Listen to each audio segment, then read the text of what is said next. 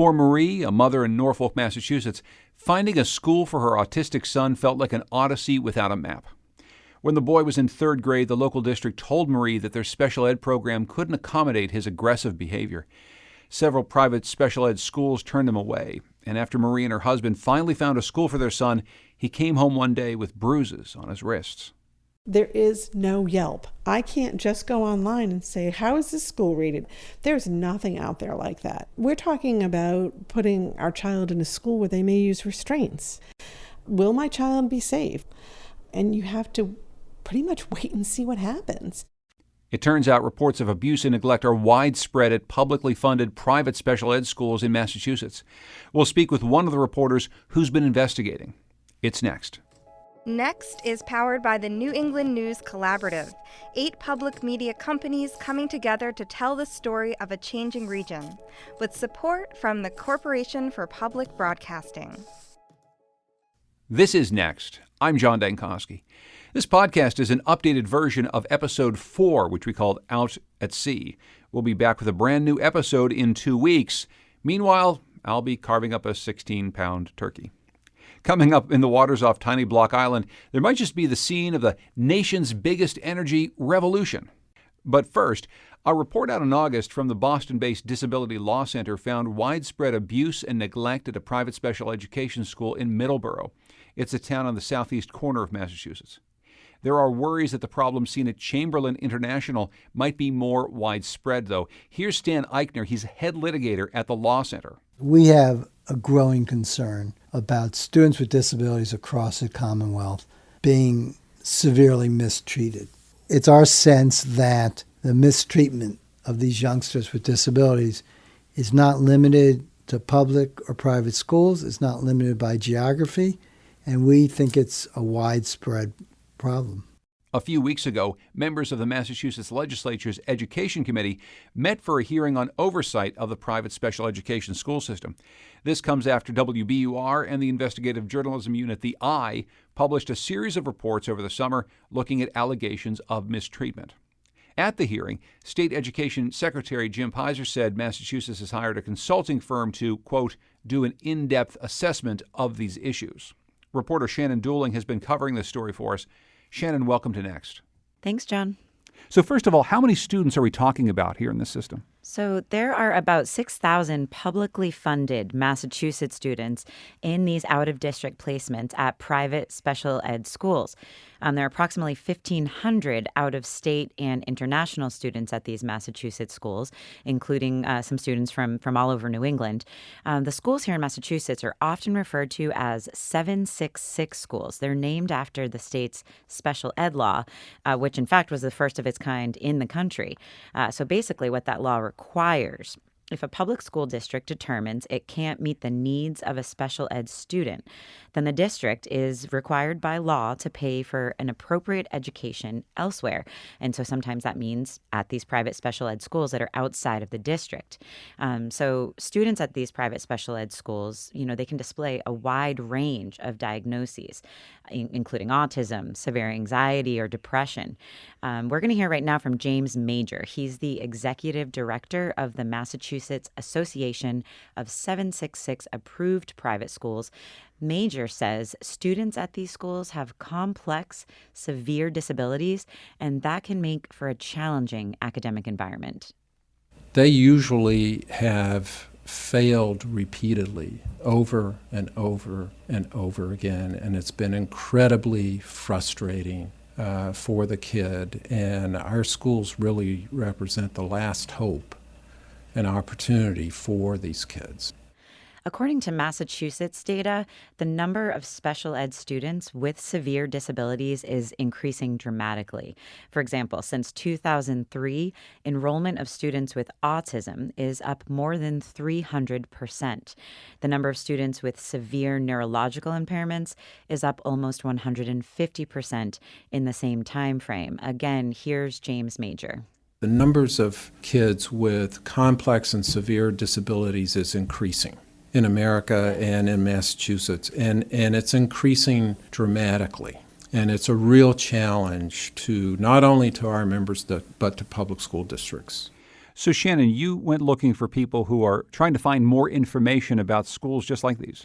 Yeah, that's right. I spoke with many parents who say they wish the process of learning about these private special ed schools was easier.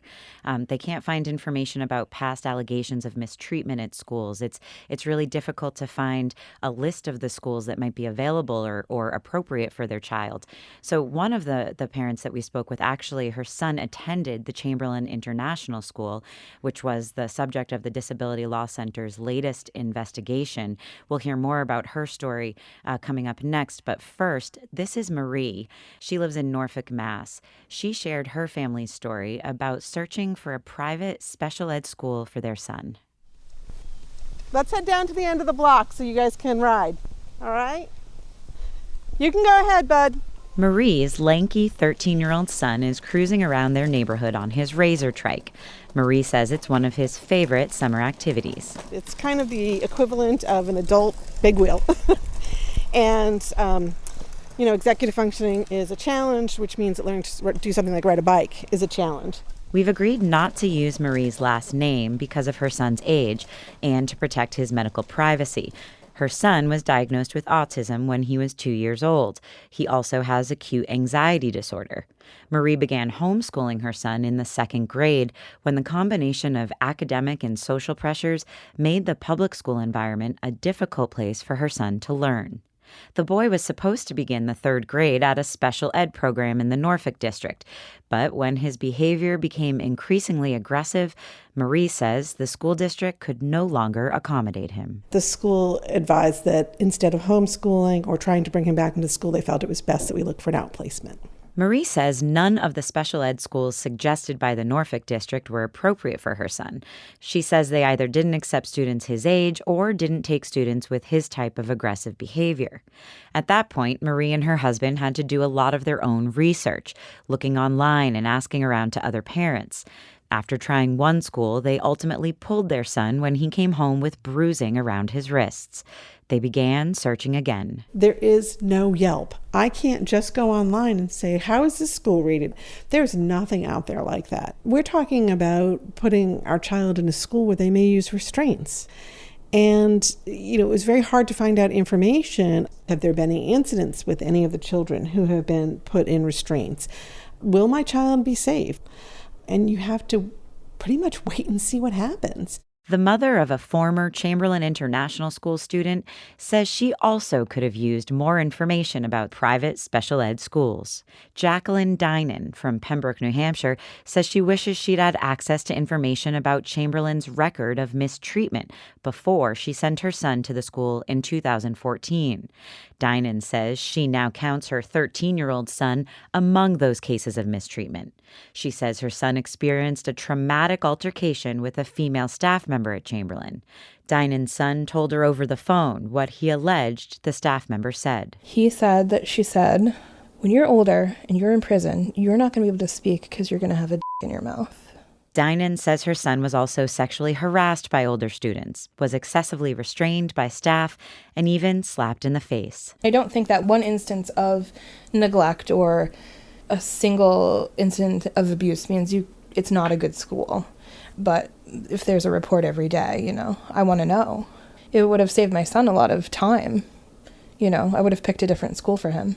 In addition to the report recently released documenting abuse and neglect at the Chamberlain School, the Disability Law Center earlier this year reported that it found examples of neglect by staff at the Evergreen Center, a private special ed school in Milford, Mass.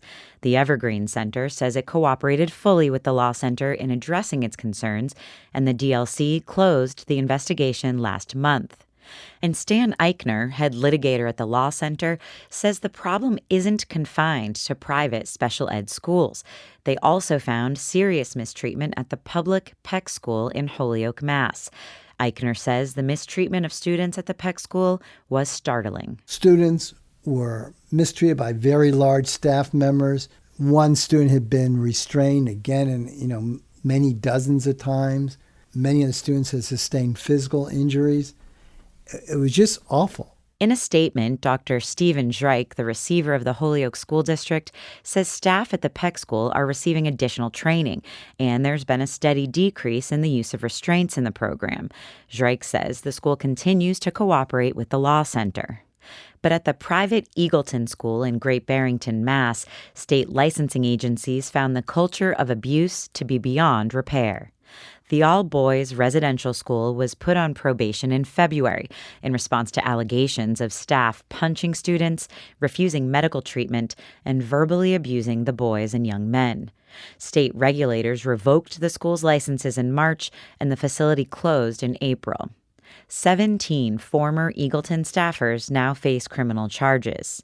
Eichner says that school may be a reflection of a larger trend. Eagleton represents the state, to some extent, waking up and saying, okay, we have to really do something. There are big problems there. Too many vulnerable students were subjected to conditions that weren't vigorously overseen or monitored by the state. That was perhaps a watershed moment. In New Hampshire, the Lakeview School in Effingham was perhaps the watershed moment for state regulators there. Lakeview is still having a ripple effect in this state. Karen Rosenberg is a senior staff attorney at the Disability Rights Center in Concord, New Hampshire. She was the lead attorney on the center's investigation into Lakeview. Providers of special education are acutely aware of what happened at Lakeview, and the Department of Education really especially should be commended for how swiftly they moved in. The center's 2014 report documented many cases of abuse and neglect at the Neuro Rehabilitation Center and private special ed school. That included the death in 2012 of a 22-year-old man who likely died of neglect. After being placed on probation by the New Hampshire Department of Education, the school's license was eventually revoked, and the special ed school was closed in April of 2015. Let's see. That's the talent show. Oh, the talent show. That's right. Love the talent show. We did a music video. And I was also included in student council. That's me right there. Back in Norfolk, Mass., flipping through her son's yearbook, it seems Marie and her husband did ultimately choose a great fit for their son. But Marie says it was a difficult road, and she's hopeful that maybe her family's experience can make it easier on other children. Maybe I can point somebody in the direction of saying, this is how you find out about a school. These are the questions you want to ask when you go. You want to consider distance. These are your child's rights. Right now, there's not enough of that goes on. And everybody's kind of in their own little silo. You know, we're all walking through the same maze, but we're not walking together. And while state agencies are working to improve communication and break down some of those silos, it remains difficult to know exactly what's waiting at the end of that maze.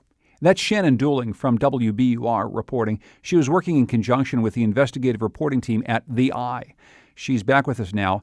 First of all, Shannon, what can you tell us about the allegations against the Chamberlain School in Massachusetts? So the allegations really centered around repeated findings of the school's inability to protect students from self-harm and from student suicide attempts. Staff were really, in some instances, using restraints excessively. So that could mean that they were either excessively rough with a student or perhaps they kept the student in that restraint for an excessive amount of time.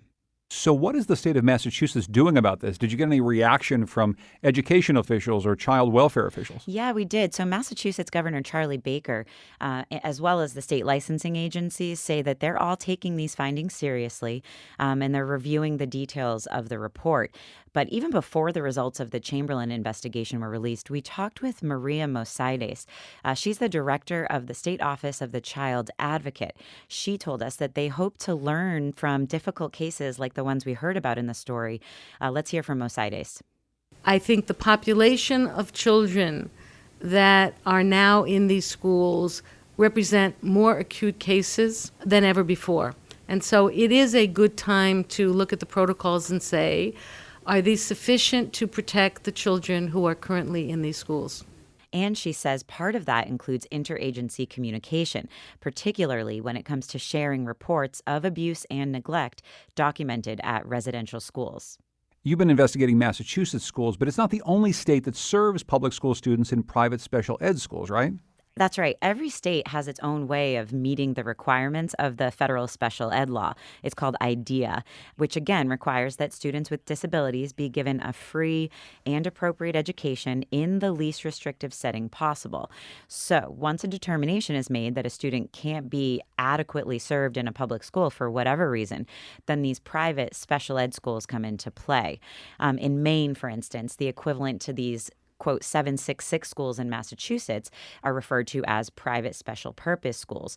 In Vermont, students needing to look outside of a public school may be placed at what are referred to as independent schools. And the tuition, which can range from $100,000 to $300,000 at these schools, is generally paid for by the district. So that's pretty expensive. It is pretty expensive, and there are different schools of thought as to whether or not putting that money back into a school district would be a better investment. But that's, I guess, another story for another time. What sort of reaction did you get from listeners and people who read your story from around the Boston area?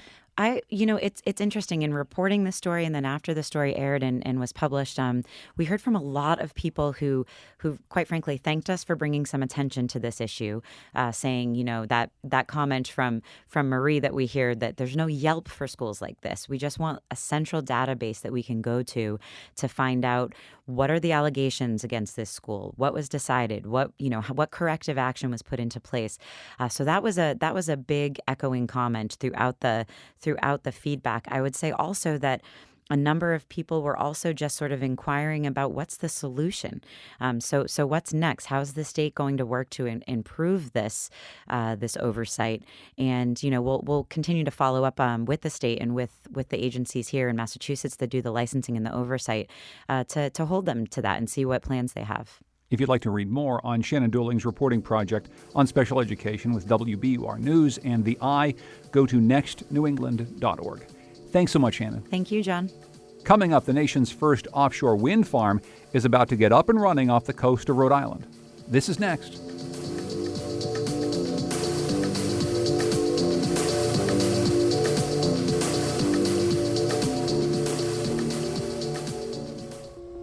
Next is made possible in part by our founding supporters who believe in the power of collaborative news coverage, including the Common Sense Fund, supporting the New England News Collaborative in its coverage of climate change and global warming.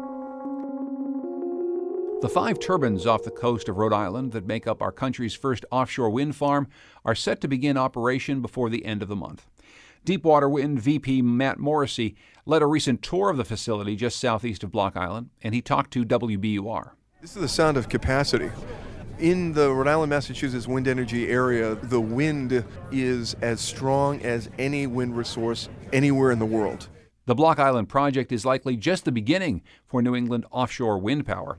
A law signed by Governor Charlie Baker in August requires Massachusetts utilities to buy 1,600 megawatts of electricity generated from offshore wind by 2026.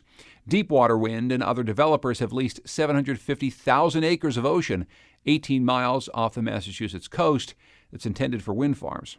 Matt Morrissey says wind power will create jobs. We will partner with community colleges, with vocational high schools, with companies like GE to develop training programs to train local workers to force the new industry in the United States to move forward. So we wanted to find out more about how offshore wind might fit into New England's energy mix and whether there's a movement toward the types of massive wind turbine complexes currently powering large parts of Europe. So we talked to Greg Cunningham, an environmental lawyer with the Conservation Law Foundation. We reached him at the studios of Maine Public Radio back in August. Greg Cunningham, welcome to Next. Thank you, John. It's good to be here. So talk about the notion that a wind farm like this that's sited close to an island where it's hard to get electricity, that the island is going to be the first beneficiaries of this, but the energy is also going to go to the rest of the grid.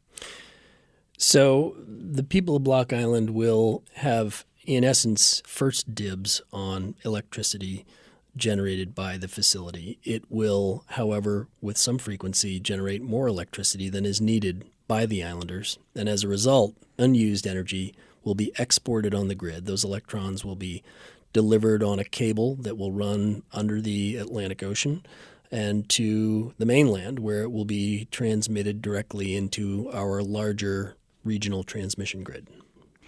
Of course, there are times when the wind doesn't blow and you're going to have to go to some secondary fuel source. Do you ever really get rid of the secondary fuel source, whether it's diesel or gas or something else, when you rely so heavily on an intermittent renewable like wind? It depends. The geographic distribution of these kinds of resources matters. Here in New England, we have begun to develop these wind resources, these solar resources, but our public policies haven't gotten enough of it built. And what we need to do is emphasize in our markets and in our politics the need for clean energy that can be distributed throughout the region, that can be supplemented from outside of the region, and that combination of resources could supply a substantial amount of our electricity over time. I want to pull apart a few of the reasons why we don't have more renewables generating electricity here in New England. One of them is public policies, which I want to talk to you more about. But one of them has to do with just the availability of a resource like wind.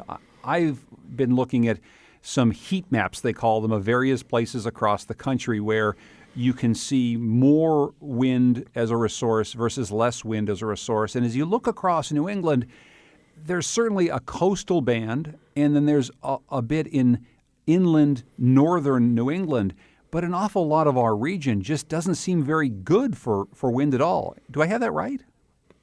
The northern portions of our region tend to be where the wind resource is located, or off of our coasts. So we have in New York, Vermont, New Hampshire, Maine, fairly significant opportunities for the build-out of new wind. We have massive opportunities off of our coast. Dong Energy just established an office in Boston, and it did so with the intention of developing offshore wind off of New England, and it would like to do so off of all of our states. They have a lease off of the state of Massachusetts.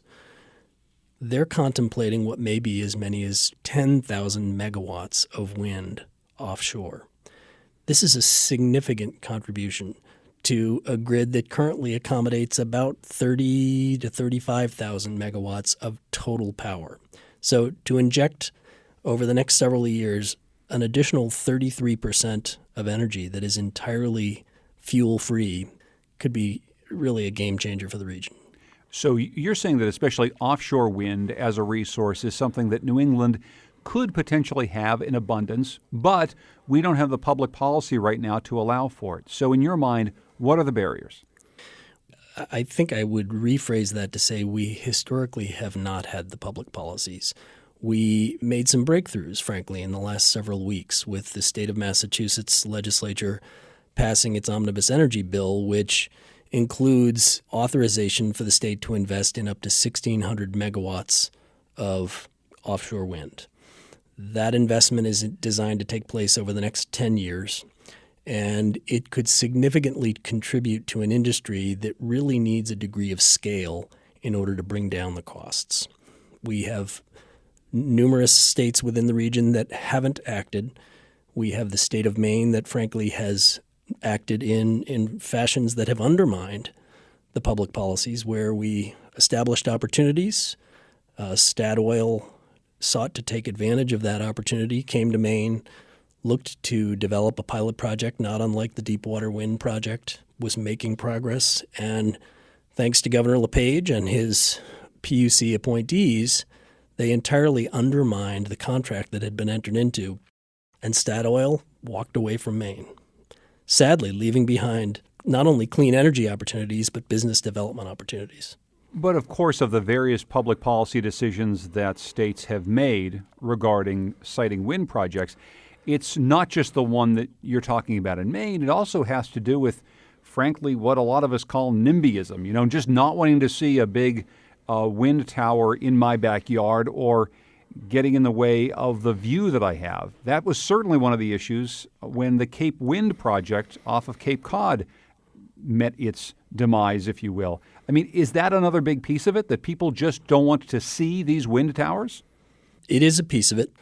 You referenced Cape Wind, which is a great example, a case that took 10 years with lots of money spent by well-intentioned investors. And ultimately, The project failed, but it taught us so many lessons. And one of those was that when siting a project, having that homework done up front makes an immeasurable difference.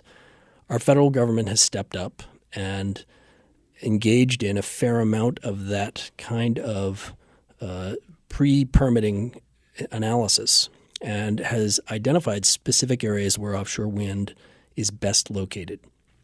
I'm wondering how far offshore we could think about going so that we would alleviate some of the problems that people have with seeing these turbines in their view next to their very high-priced properties along the New England coastline.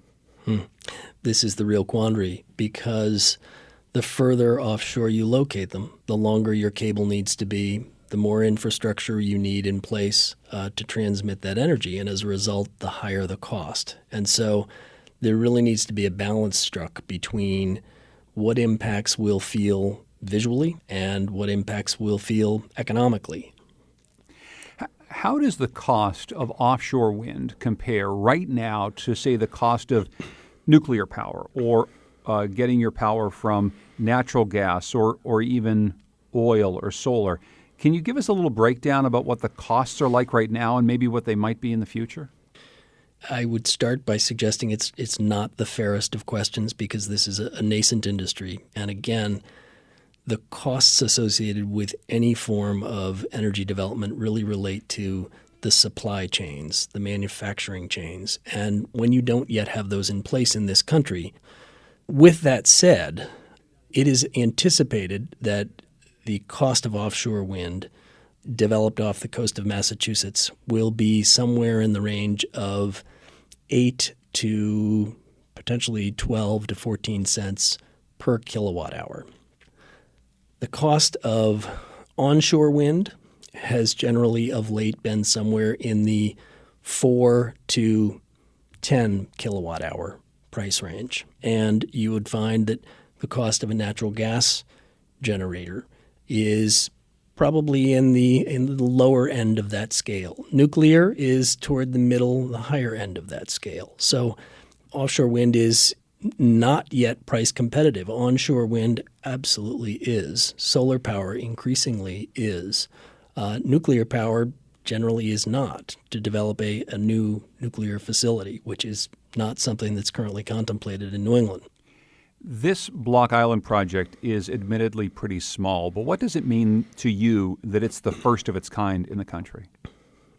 It's invaluable. It is a breakthrough that I think without it probably would not have allowed for this new legislation in Massachusetts that we hope will lead to, scores of other projects. And so not only is Deepwater Wind going to prove the concept, but it also is a company that is prepared to take on the next several stages of offshore wind development.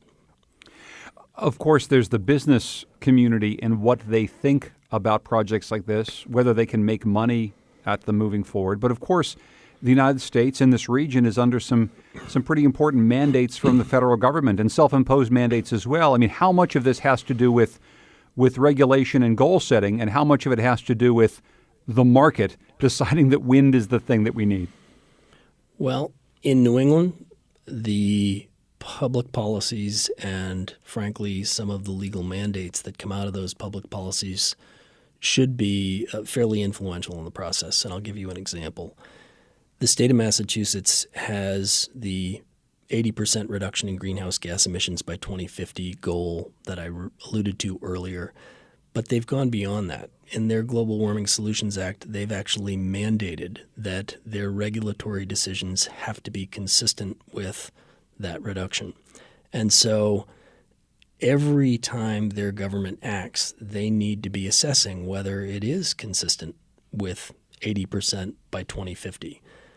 We have, on more than one occasion, intervened in proceedings where we have held them to that standard, and we intend to continue to do so. So the state of Massachusetts, which, by the way, represents almost 50% of electrical demand in New England, is going to be leading the way because it has a legal mandate to do so. That ought to help these industries that are in their infancy to develop. And that includes not only offshore wind, but, for example, energy storage, battery development will benefit from the very responsible legal mandate that Massachusetts has imposed upon itself. Greg, how much of your time do you spend hopeful and encouraged about this? And how much of your time do you spend kind of beating your head against the wall, wondering why we can't move faster? It's admittedly probably a 50-50 split. And I am forever reminding myself when the pessimistic half takes over of the advancements that we've made. I sat, for example, at a dinner with a group of executives of major employers in the greater Boston area recently, in which they described to me their company's internal plans to become 100% renewable by 2030. These are big companies with significant budgets, large employee bases, and they are committing themselves to goals that well exceed what our government is committing us to. That gives me great hope. Greg Cunningham, thanks so much for joining us. I appreciate it. Thank you, John.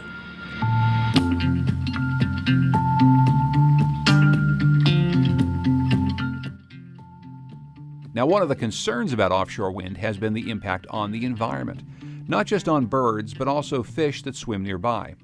A small crew of fishermen has been working with scientists to gather data and learn how fishing will or won't change around the Block Island turbines. Rhode Island Public Radio's Ambar Espinosa has our story.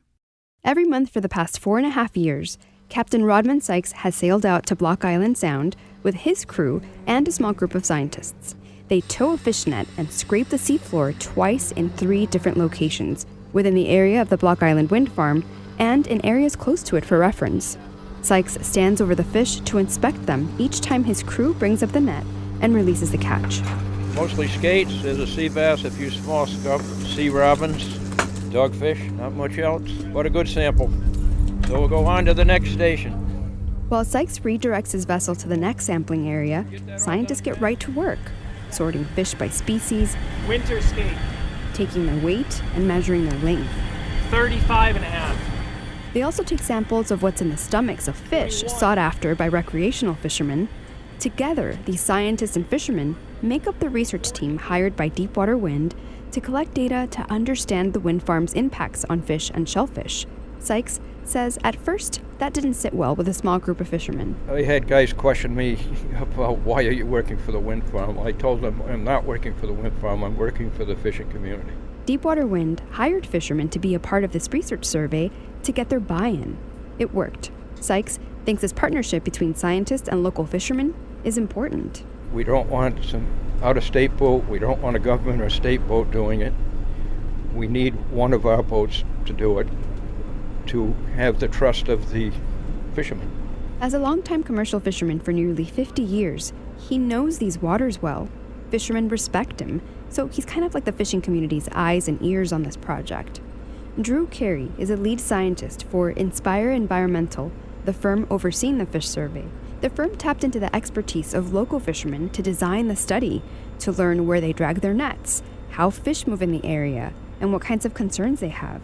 But we also designed a very robust scientific study so that both the regulators and the academic scientists would be satisfied that the results from the first offshore wind farm in the nation could be useful and applied to a lot of other projects that are on the drawing board right now. Carey says they collected data during the most disruptive construction periods. He and Sykes both say they haven't seen anything that indicates negative changes to fish and lobster populations around the turbines. It's too early to see trends, but the turbine foundations have already become artificial reefs.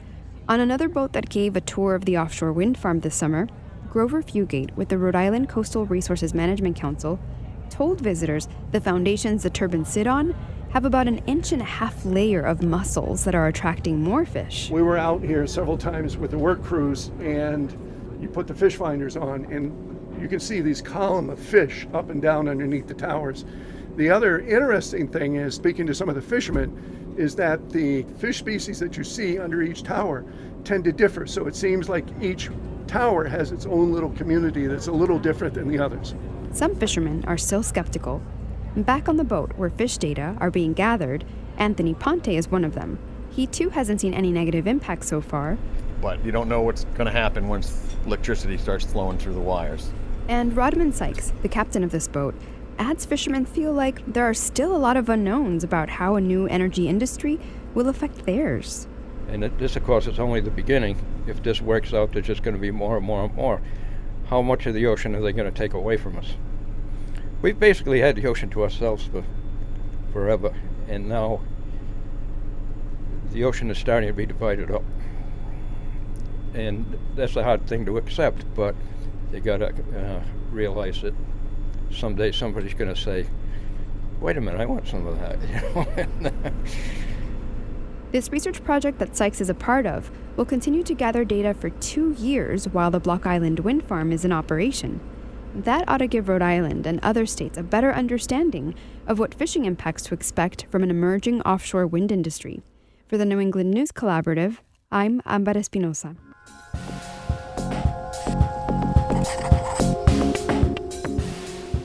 Next is produced at WNPR by Andrea Maraskin.